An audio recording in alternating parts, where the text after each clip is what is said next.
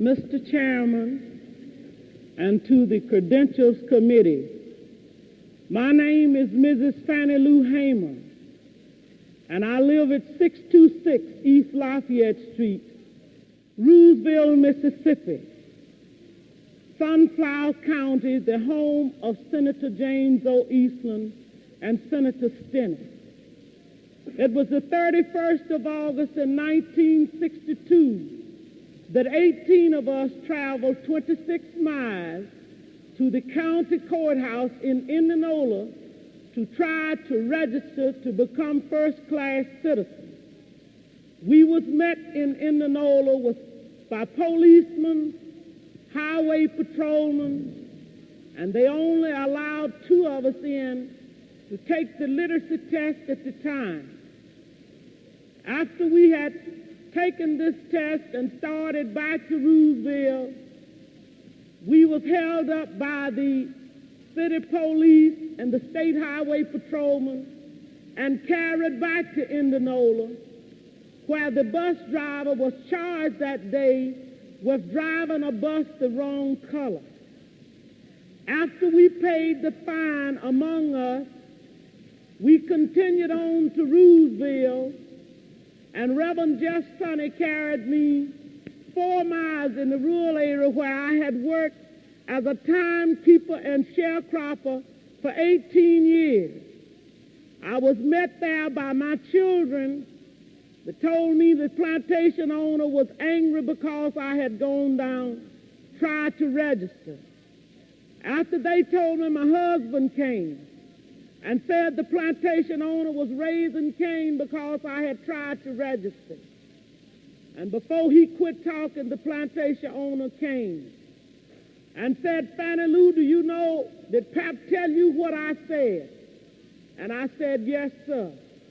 He said, well, I mean that if you don't go down and withdraw your registration, you will have to leave. Said then if you go down and withdraw, that you still might have to go because we are not ready for that in Mississippi. And I addressed him and told him that I didn't try to register for you. I tried to register for myself.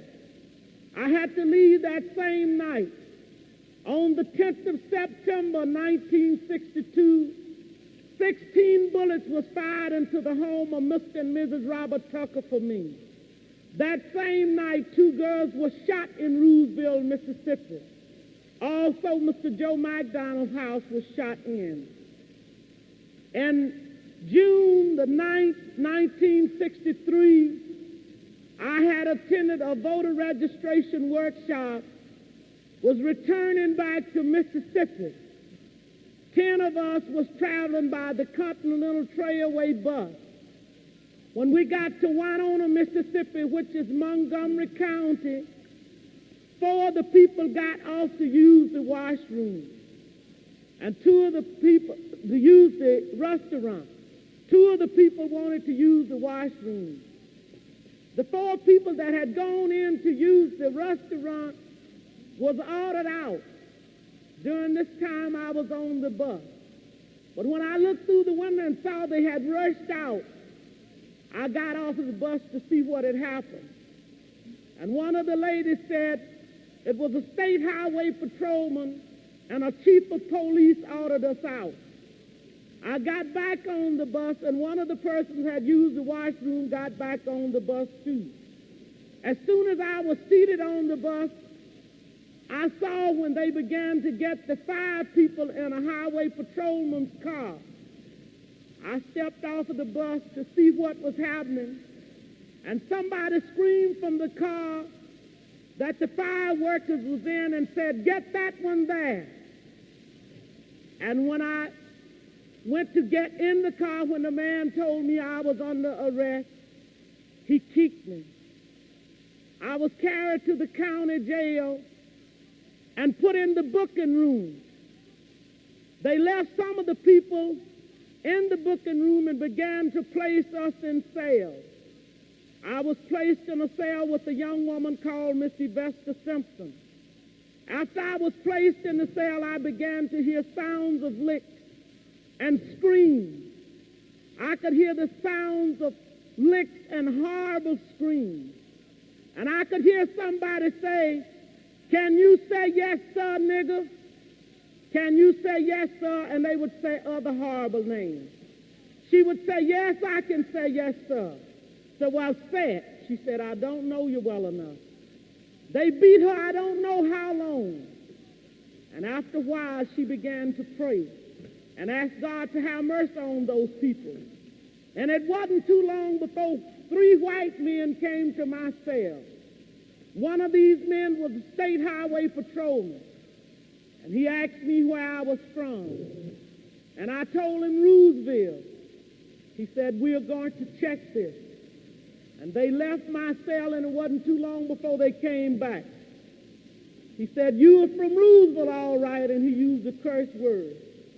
And he said, "We're going to make you wish you was dead." I was carried out of that cell into another cell where they had 2 Negro prisoners. The state highway patrolman ordered the first Negro to take the blackjack. The first Negro prisoner ordered me, by orders from the state highway patrolman, for me to lay down on a bunk bed on my face. And I laid on my face. The first Negro began to beat. And I was beat by the first Negro until he was exhausted. I was holding my hands behind me at that time on the left side because I suffered from polio when I was 6 years old. After the first Negro had beat until he was exhausted, the state highway patrolman ordered the second Negro to take the blackjack. The second Negro began to beat, and I began to work my feet. And the state highway patrolman ordered the first Negro had beat to sit on my feet, to keep me from working my feet. I began to scream, and one white man got up and began to beat me in my head and tell me to hush. One white man, my dress had worked up high. He walked over and pulled my dress. I pulled my dress down, and he pulled my dress back up. I was in jail when Medgar Evers was murdered. All of this is on account of we want to register to become first-class citizens. And if the Freedom Democratic Party is not seated now, I question America. Is this America, the land of the free and the home of the brave, where we have to sleep with our telephones off of the hook because our lives be threatened daily, because we want to live as decent human beings in America? Thank you.